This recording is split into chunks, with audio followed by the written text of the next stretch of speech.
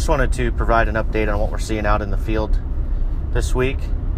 A little bit different than an email, and just wanted you guys to be aware of some of the issues going on and what you can be out there looking for. It's a little easier to do than write an email that's a couple pages long. Just a quick 3-minute listen and a little more informative, hopefully.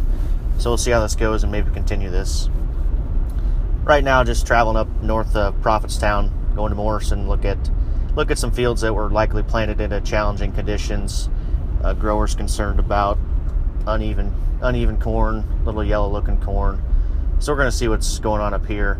My guess is, like several fields I've walked this season, that 80% of the field was in good shape, in the hillsides, and wetter parts of the field were a little bit on the wetter side. So you're seeing some sidewall compaction, some root development issues, needing timely rains to get nodal root system established so that you're not into this floppy corn syndrome. And across most of my area, we did get enough rainfall that those small concerns went away.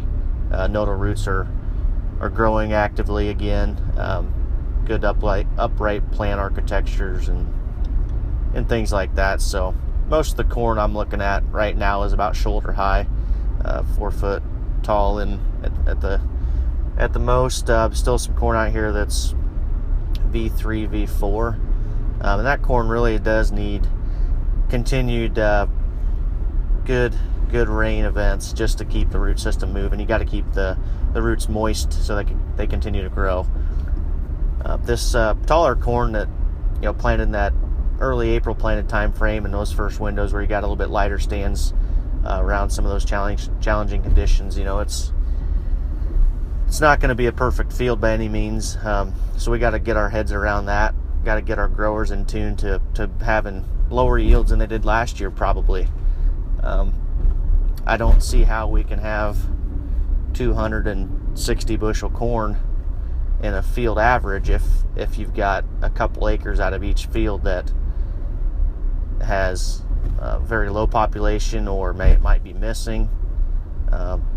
It's not perfect out there like it was last year in most spots. So you're going to have lower overall field averages, in my opinion. And that's just something we've got to make sure the growers are aware of. I believe they're aware of it, but we got to continue to reinforce that with them, and so that they're not surprised once they get into it with the combine, and relate to them that, hey, this is not a product issue. We can find environmental things going on in the field about everywhere, and it really is all about environment and how that corn went into the ground and the growing conditions after it. And to me, it's about helping the guy learn for next year as well, and that's what we're out here doing too, is helping people learn how to get better for next year. You're gonna think, okay, maybe I should upgrade my planter. Some guys maybe need to upgrade their patience a little bit. Some guys might need to look at forecasts a little bit harder, maybe develop a better decision-making process. But at the same time, those growers that have the most equipped planters, as I would call them, the most patience with the best decision-making process, still don't have all of their fields that look 100% perfect. There's just no way to get that accomplished, in my opinion, this year. That you had a lot of things going on this spring. You didn't want to be on the later planted corn window, just because we know that the data suggests, and from experience, that earlier planted corn often yields more because of the stresses that come around pollination and the lack of rainfall in July, typically. So that's what we're out here doing. Looking at corn. On the bean side, they're starting to bloom, starting to flower, so that's something to look forward to here in the coming weeks, and we'll talk about that for sure. But I wanted to give you guys an update on the corn and what we're seeing. I hope you guys have a good day, and we'll talk to you later. Thanks.